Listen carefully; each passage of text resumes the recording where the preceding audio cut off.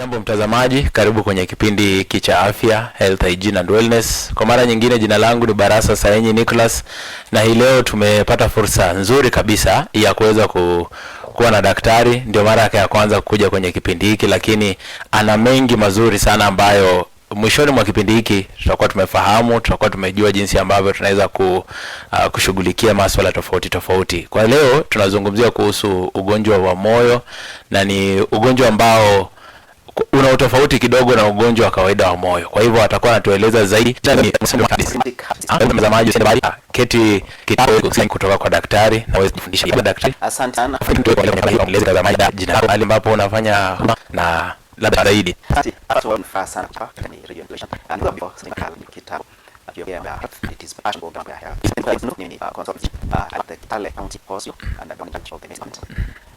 My main interest is cardiology and heart diseases as well as diabetes.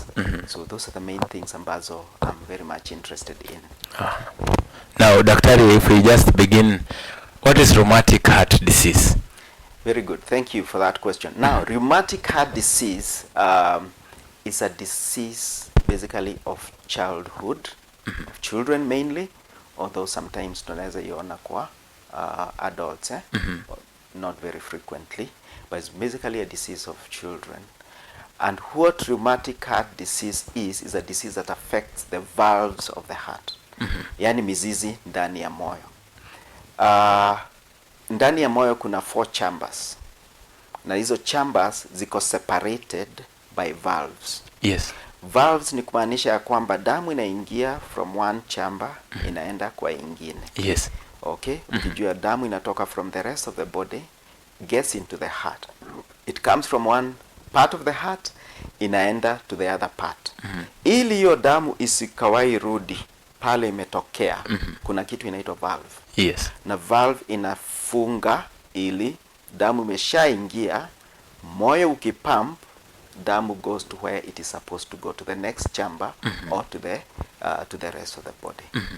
So that is a valve. The problem, wakati your valve ingekuwa ikipata shida, then it is either unable to open or unable to close. Yes. If it is unable to close, then damu inaingia ikitoka. Inaingia ikitoka. It does not go where it should.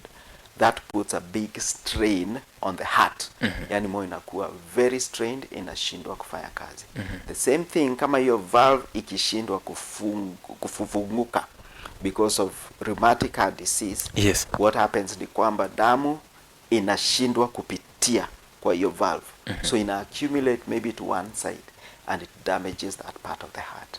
So that is what happens with rheumatic heart disease. The valves are damaged, and once they are damaged, the progression inaenda mpaka mtoto anafuata ama mtu anapata ugonjwa unaitwa heart failure. And that is what we are trying to prevent. So the flow of blood in the body is unidirectional.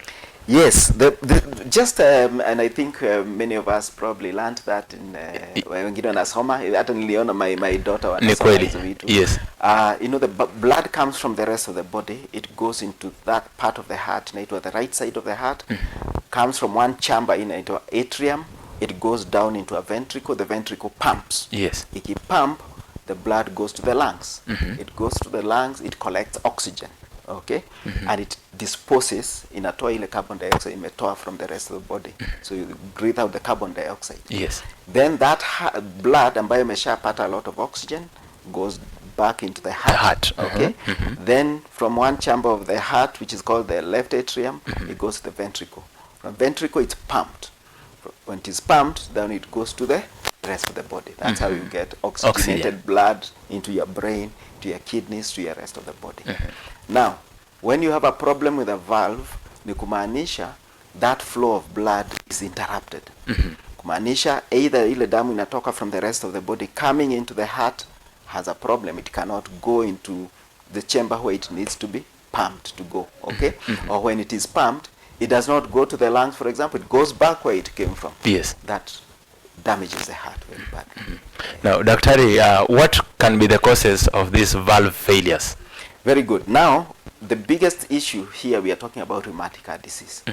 Rheumatic heart disease starts as an infection. Inaanza kwa infection, inaitwa sore throat. Na ukiona, I think many people know what a sore throat is. Yes. Wengi wanajua, nimeshapata sore throat, unasikia kama kuna kuashwa hapa. Unasikia kumeza inakuwa shida, pains. You know, sometimes I listen to children and they tell you, my throat feels sweet. Okay? That is a sore throat.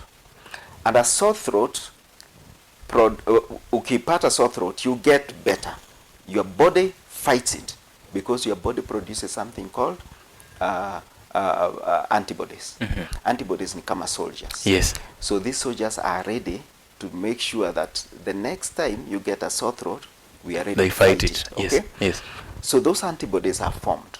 Either you take an antibiotic or you don't even take an antibiotic, you form the antibodies. Those antibodies, once they are formed, some of them, in some people, zinaweza attack the heart. So those antibodies attack the heart because they believe the heart valves ziko na shida. They believe that is the enemy. It's just like a KDF soldier. Yes. Akitumwa Amazon, instead of fighting the Al-Shabaab or whoever, he turns back on his own group of people, yes. The soldiers. So it attacks. That means the antibodies attack their own. They attack the heart valves because of some reasons. So once they attack the heart valves, they cause a lot of inflammation. So you get a lot of inflammation, the valves get damaged, and eventually progress. Unapata kitu inaitwa rheumatic heart disease. Yes. That is explainable and it is very understood. Yes. Now let's narrow down. After the antibodies have fought the valves and now they have failed, is it because of maybe some components were introduced in the blood, that's why the antibodies were fighting? Or there are just some predisposing factors that were already there? It's an interesting question, and that's a very good question. What happens is that there's something called mimicry. Kumaanisha ya kwamba, you know, antibodies fight against certain, let's say, infection, bacteria, or viruses, by identifying some certain things on that bacteria. Yes. Tuseme, kuna bacteria inaitwa Streptococcus. An antibody formed against that bacteria identifies some certain things on that bacteria. Those are the things it attacks. Ni kama when a soldier is going somewhere, yes, he knows the soldiers of that other army, they are wearing red, for example. Kiona kitu inakaa red, na shoot, already. Okay? Yes. So on this bacteria and the viruses and all those things that are attacked by antibodies have some certain things on them that make the bacteria, the antibody attack them. Unfortunately, some of these zinaweza kuwa on the heart, all right? In the heart valve, some of those things zinaweza kuwa zinafanana. So the antibody mistakes the heart valve's tissue as the enemy. So it attacks it. Yeah. It doesn't happen in everybody. It can happen up to about 30%, 33%. Okay? But others, it does not happen. Yes. And as you've said, Dr. it only happens to children, or it can, some cases are in adult people. It is mainly a disease of children.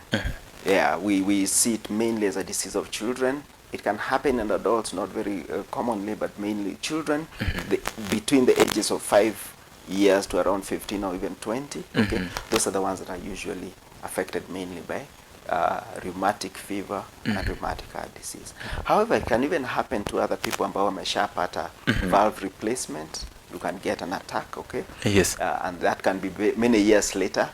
We can see effects of rheumatic heart disease miaka mingi baada ya kupata. Tuseme ulipata ukiwa as a child. Ukipata rheumatic heart disease as a child, inaweza progress very slowly, without signs, without symptoms, kwa muda mrefu. Then we start to see when you are 50, when you are 60. Naangalia hizo valves, ukikuja tukupiga picha, and we see the valves there, we see kumbe ulipata rheumatic heart disease. Very likely when you are young, yeah? So that's what usually happens. Sasa daktari, umeweka msingi mzuri kabisa. Kwa sasa tunaelewa vizuri rheumatic heart disease, jinsi ambavyo inakuja na wale ambao wanaathirika sana na ugonjwa huu. Sasa what are the risk factors? Okay, certain risk factors, and this is probably what I'm very much interested in. Yes. The risk factors start from all the way back into the community. Okay? We call rheumatic heart disease a disease of poverty. Ni ugonjwa wa poverty. Umaskini. Umaskini. Shauri, huu ugonjwa unatokana where there is overcrowding, poor housing, poor hygiene. Okay? Yes. And we get to see this in our countries. Okay? We are living in Kenya, which is a developing country. Yes. Okay? So we tend to see this mainly in places of that nature, where there is poor housing, where there is poor hygiene, where there is a lot of overcrowding, and many other diseases come from there. Because this bacteria inakuwa transmitted from one to the other in those kinds of conditions. And one of the ways, in fact, ya prevent ugonjwa, and I'm happy I'm here discussing this, yes, even the policy makers and all these people who are in charge of housing, the county government, yes, okay, it's important that we take care of our environment. We try to reduce poverty kwa ile level, hakuna overcrowding, hakuna hygiene problems, hakuna poor housing. Yes. All these things are issues that can be discussed and they can be tackled by the county governments, and that is why we are here to be ambassadors, ili tuambia kwamba this is a preventable disease. This disease used to be there in the West, in countries like America, countries like Europe, countries in Europe, South America and all this. They used to be there. Lakini they tackled all these problems. Wakaangalia housing. Housing is very good. Yes. Their environment. Very good. Environment is very good. Slowly by slowly, wakaupunguza. Until today, if you go to the West, you are likely not to see a single case of rheumatic heart disease. But it is very prevalent in our society today. What about the statistics in Kenya right now? How many people can you say, or children are affected? Yeah, there are many children. Maybe in percentage terms? In percentage yes, terms. They, in various places, various hospitals and various regions have various statistics showing the percentages. Yeah? Okay, I was just looking at one that showed about 2.1 to about 3% of children presenting that hospital may be presenting with acute rheumatic fever, and a small percentage progress to get rheumatic heart disease. Yeah? Are there, Dr. let me cut you short. Are there areas in Kenya that are just prone to this disease, maybe of their environmental factors? Absolutely. I mean, many times it's difficult to tell where we see, in places where hygiene is good. I'm thinking about the slums. Yes, in places where hygiene is good, in places where housing is good, the prevalence is pretty low. Ukikuja in some certain places, like in places where overcrowding is there, yes, you tend to get lots of these cases. For some reason, here in Kitale, tunaona a lot of rheumatic heart disease, and mainly from the hardship areas of West Pokot and all that. And also areas where we have a lot of healthcare haijafika vizuri, okay? So you get to see a lot of this disease. Yes. So yes, you have a lot of this disease in places where the environment and the healthcare and access to healthcare and also overcrowding and poor housing is there. So this disease tends to thrive quite progressively. Yeah. Maybe if you can talk about the signs. Good. Are there any signs that display? Yes. Now, the acute, once you get, let me give you in a proper breakdown. Yes, yes, so you get the acute sore throat infection. But a sore throat, it comes with its usual presenting sign, kukohoa, feeling pain on the throat, difficulty in swallowing, fever, this occur. So you get sore throat. This sore throat, once the disease comes in like acute rheumatic fever, it affects various parts of the body. So unapata joint pains. They are called migratory joint pains. That is the joint pains ambazo zina move. So unaweza pata ugonjwa joint pain ya the knee, okay?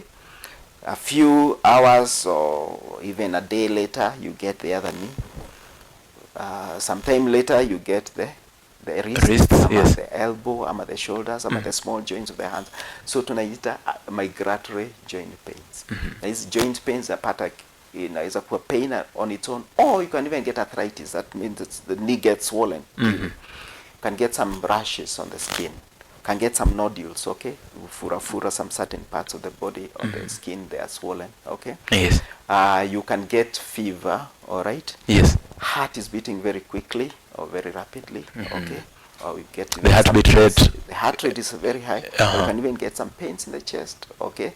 Yeah. So those are some of the signs that you tend to see in acute rheumatic fever, okay? There's even a criteria for us doctors. It's a criteria that we use kujua ya kwamba this is rheumatic, acute rheumatic fever, okay?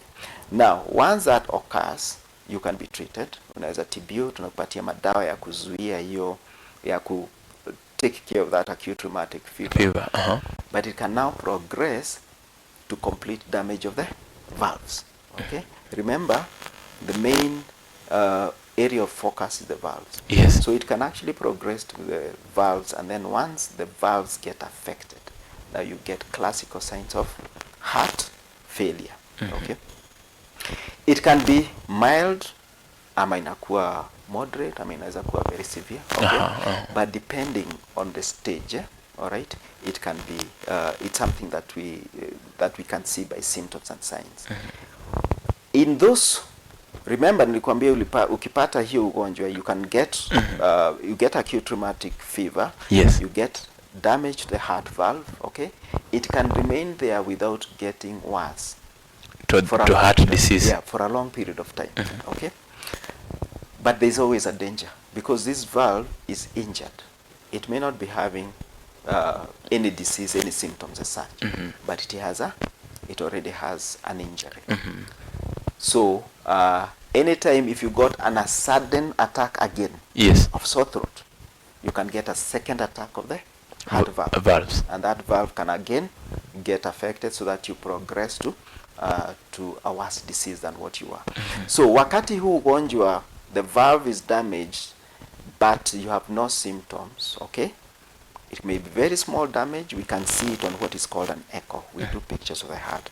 We can see it, okay? Yes. Although there may be no symptoms. If you get a second attack of sore throat, then that can lead to that valve getting worse. It can get damaged again, and you progress to a worse heart disease. And we tend to see this quite often. So here tunaita latent rheumatic heart disease, latent, okay, or asymptomatic. That's when the valves have failed now. No, that is when the valves have an infection, have a problem, but there are no symptoms. Now when the valves fail, now you get full-blown symptoms of heart failure. Naweza mtoto sasa anashindwa kutembea, miguu inafura, moyo inapiga, okay? They are swollen in the That body. is full-blown. Now that's full-blown heart failure, okay? Yes. Because remember, the valve is now not working. The heart is unable to pump blood the way it should. So there's a problem with the heart pumping blood all over the body, okay? So fatigue is a big problem. Mtoto hawezi lala flat, okay? Coughing is a big problem. Sometimes they even cough blood, we call it hemoptysis, okay? Because of pressures in the lung, they cause rupture of capillaries, and, yes, and therefore they even cough blood. So it can be a very severe disease. And wakati imefika that stage, there's no other way to prevent that disease from progressing apart from treating the heart failure. But remember, we can treat the heart failure with medicines. We treat so that you don't get worse, but the permanent damage on the heart has already been done. And that necessitates ya kwamba hiyo valve itolewe through surgery, and you get a new valve. We call that open heart surgery. Wow. That explanation is just wonderful. There are some factors I needed to find clarification. Maybe obesity, someone with who doesn't do exercises, lack of exercises, and maybe diabetes. These factors, can they cause this kind of disease? No. Rheumatic heart disease is different. It basically occurs due to a certain bacteria. In fact, that bacteria is called group A streptococcus. Okay? So it does not matter whether you are an obese person, whether you have diabetes or not. We don't think those are big factors that lead you to getting that. It's just that the issues that I talked about initially, the ones that help the bacteria propagate, those are the biggest risk factors. Hygiene, overcrowding, poor housing, and general poverty, Yes. and lack of treatment, lack of antibiotic treatment wakati mtu amepata Sore throat. Yes. Those are the things that are likely to push this disease forward, and you end up getting rheumatic heart disease, and eventually you may require surgery or you may die. Mortality is usually very high. Yes. Now, Dr. let's talk about how we can manage it. Maybe a parent somewhere just sees their child has sore throat and they assume it. How can they go about it? Okay. For children who get sore throat, we recommend and we advise parents wapeleke watoto hospitali. It's good that they get an antibiotic, because remember, many parents will not know hii ni rheumatic, is this a sore throat, common cold, is this a sore throat, is it? Many people may not be able to tell the difference. Wengi watasema ni homa. Yeah, so to prevent rheumatic heart disease and acute rheumatic fever, usually an antibiotic is good. Inazuia the progression of the disease. So penicillin antibiotics are available in very many places. Second, ukishapata hiyo, let's say you get acute rheumatic fever, okay? We want to make sure, and this is what is called secondary prevention, we want to make sure that you do not get this valve damaged again, or a second attack of rheumatic fever, okay? So unapata ile inaitwa monthly injection of penicillin. Na sijui kama umeshasikia hivyo, you see some patients coming to the hospital, they keep getting this injection. It's a useful injection. It's not expensive. It's available in most parts of Kenya. Yes. Okay, even in the smallest of health centers, you're actually going to get it. And this is a useful thing, so that you prevent second attacks and worsening of rheumatic disease. Now, Doctor, are there any dietary factors that one should consider in order to stay safe away from rheumatic heart disease? Can it be managed by diet or? No. Diet is useful as an overall for your overall good health. So in fact, we encourage everybody to get a good diet, get a healthy, balanced diet. That is the most important thing. Hakuna ile diet tunasema ati ukikula maembe ama ukikula nini ama ukikula this concoction, we are going to prevent that. No, we want it to be wholesome. Take a good diet, take good balanced diet. I think that is the most important thing. And remember, ugonjwa nimekuambia is mainly occurs in children. These attacks tend to occur more commonly in children. Children need a lot of good nutrition. Yes. So we want children to be fully nourished. That way you improve the immunity, and therefore this prevents other infections, in fact. So it's actually very useful that they get a good balance. What is that one sign that a parent should observe that will tell them that this is rheumatic heart disease? Or maybe fever. Or rheumatic fever. Yes. Okay, maybe to talk a little bit more about rheumatic fever, because the commonest thing that parents usually come to me with, or they present to hospital with, is joint pains. Joint pains. So ukiona mtoto, let's say a 13-year-old child, girl child or boy child from wherever, having joint pains, okay, zinafura, migratory, they are having a lot of, they can't walk, they can't run in the field the way the rest of the children are running, okay? That usually gets the parents to think maybe kuna ugonjwa wa moyo hapa. And in fact, it's a good thing that they get to hear it, because there are many other causes of joint pains, remember. Yes. Okay? Yes. Joint pains can be caused by other things. Malaria, yes. Joint pains, okay? Rheumatoid arthritis can give you joint pains. Typhoid can give you joint pains, okay? And many of the infections that we tend to acquire can give you joint pains. The joint pain of acute rheumatic fever is very characteristic. it tends to be a joint pain that's very severe, first of all. Okay? Sometimes we used to say when we were learning in school, ya kwamba kuangalia hii joint pekee, mtoto analia.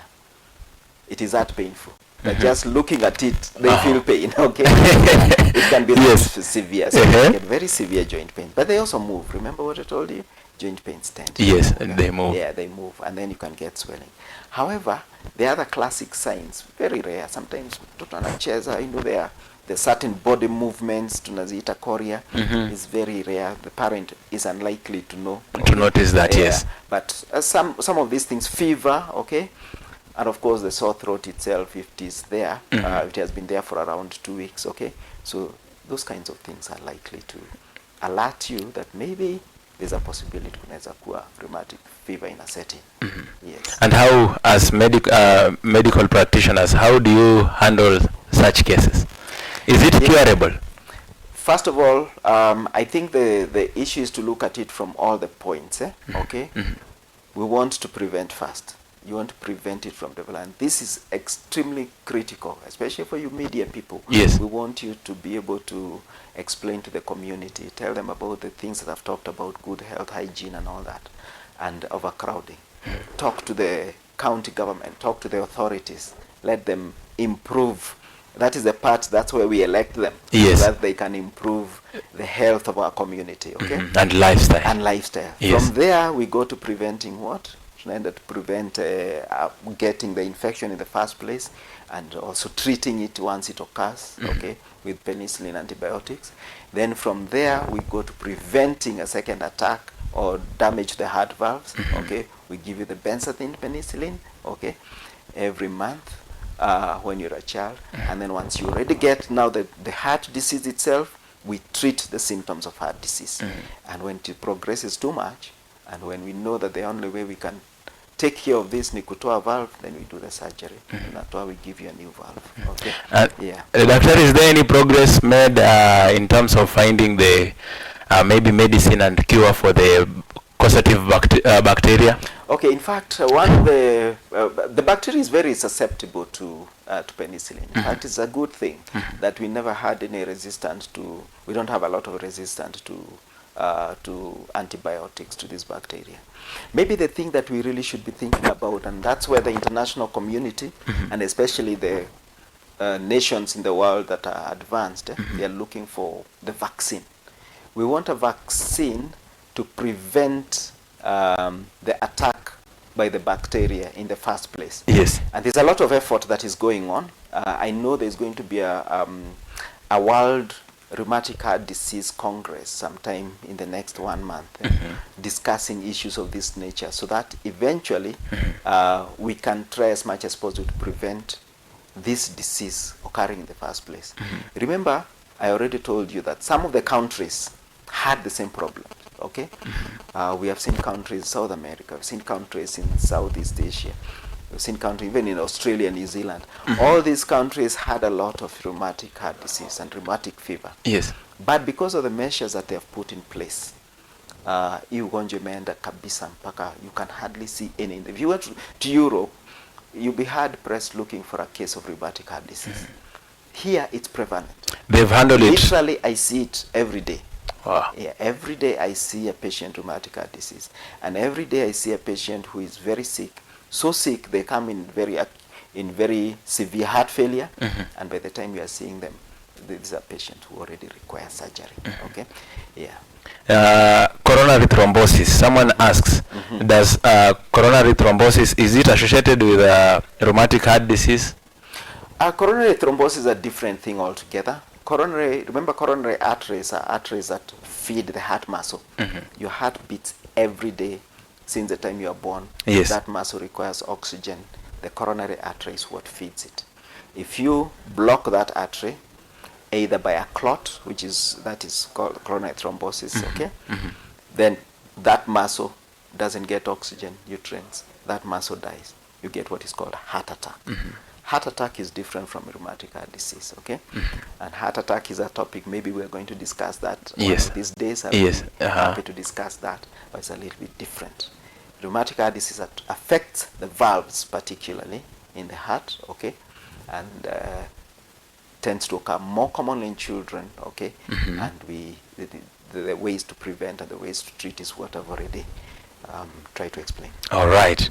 Daktari, we are winding up. What can be your last remarks to maybe the viewers watching us right now? First of all, thank you very much, Imani, for giving me this opportunity to be here. Yes. Because I think this is a disease that we need to get the community to be aware about. The community is aware of coronavirus. Yes. The community is aware of malaria. Malaria, yes. HIV. HIV. Yes. The community needs to be aware that this disease exists. And this disease is preventable. To me, that is the biggest thing. That is a disease that we can prevent. Instead of a child getting a heart valve transplant at a cost of 1 million shillings, we can prevent this by doing some simple things in the community. Okay? Treatment of sore throat, taking care of prevention of getting recurrent rheumatic fever, taking care of our environment and our housing. These are things that can be done, and we prevent that child from getting a valve transplant or getting severe heart failure in which they may never get out of, okay, by doing some simple measures. Our job as medical practitioners and as people in health, and your job as media people, yes, is to let people know that this disease exists and it can be prevented. We want to be champions so that we are able to get people to be aware of this disease, let them know that it exists, let them know how to prevent it, so that we all live eventually in a healthy society. Wow, that's amazing. Now, Daktari, if someone has questions and maybe they want to consult you directly, how can they reach you? First of all, of course, I'm available in the county hospital. Yes. Kitale County Hospital. I also run a heart clinic called the Center for Heart Disease and Diabetes. And I also have my personal number, which I could leave that with you. Can you give it directly? Yeah, I have no problem. Okay. My number will be 0721 792630. 0721 7926 30. Now we've reached the end of Health, Hygiene and Wellness. We've been having Dr. Evans Manuthu. We'll be speaking about rheumatic heart disease. I hope you've learned a lot. Until next time, thank you so much, Dr. Ari, for coming. May God bless you. God bless you too. Thank you for listening.